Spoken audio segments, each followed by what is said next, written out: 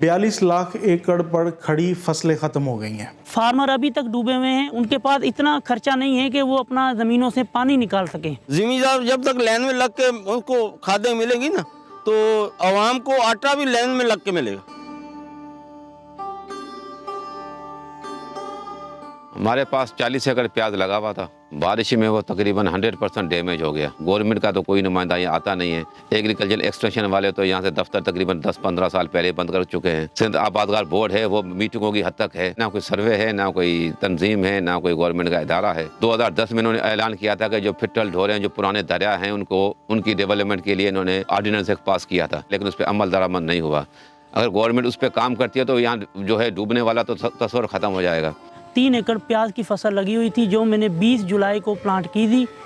बारिशों की वजह से क्रॉप का नामो निशान यहाँ से ख़त्म हो गया। निकासी आप जब नहीं होगा ज़मीनों से तो लाजमी बात है वो फसल डैमेज होगी। यहाँ पर हमारे इलाकों में फार्मर अभी तक डूबे हुए हैं, उनके पास इतना खर्चा नहीं है कि वो अपना ज़मीनों से पानी निकाल सकें। 10 से 12 साल हो गए हैं हमें ये इस नुकसान को बर्दाश्त करते हुए।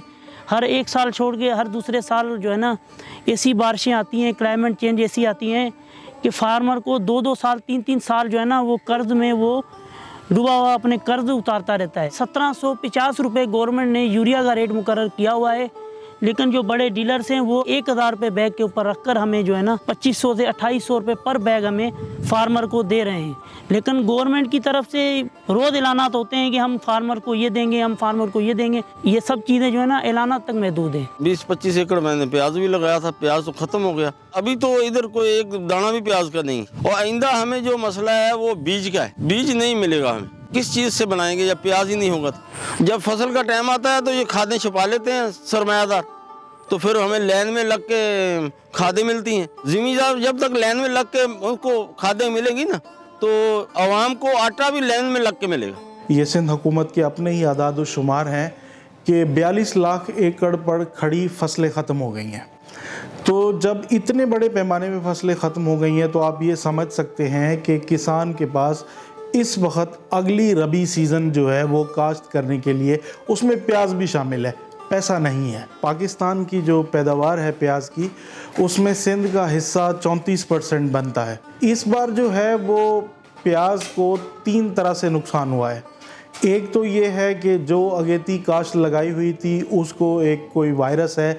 महकमा ज़राअत का ये कहना है कि ये पहली दफ़ा इस तरह का वायरस आया है और ये उनकी समझ से भी बालातर है। और इस वायरस का इतना असर है कि जितनी दफ़ा भी लोगों ने बीज काश्त किया उसके ज़ेर असर ये प्याज जो है वो फसल ख़त्म हो रही है। दूसरा जो नुकसान हुआ वो ये हुआ कि जो लोगों की पनीरी काश्त की हुई थी, नर्सरी तैयार थी, तो ऊपर से बारिशें आ गई, उसमें जो है वो ख़त्म हो गया। और तीसरा नुकसान वो हुआ है जो पहले जो मानसून का हिस्सा था उसमें जो प्याज बच गया, उसमें वो जो सेकंड हाफ था बारिशों का जो 15 अगस्त के बाद हुआ, उसमें वो रही सही फसल भी ख़त्म हो गई। पहले तो ये अंदाज़ा था कि प्याज की फसल 90%, लेकिन अब ये इतलात आ रही हैं कि 95% से भी ज़्यादा प्याज की फसल ख़त्म हो गई है सिंध की। अब ये जो 5% जो फसल बची है, इस फसल से ही अगले सीज़न के लिए बीज उगाया जाएगा।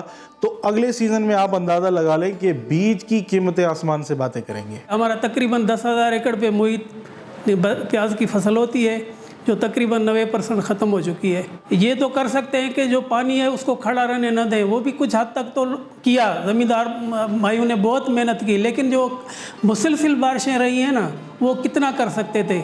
वो तो सारा इलाका ही डूब गया है। बागात हैं, हमारे बनाना क्रॉप है, वो भी अभी पानी में जल गई है, ख़त्म हो गई है। कहाँ पे पानी को निकालें।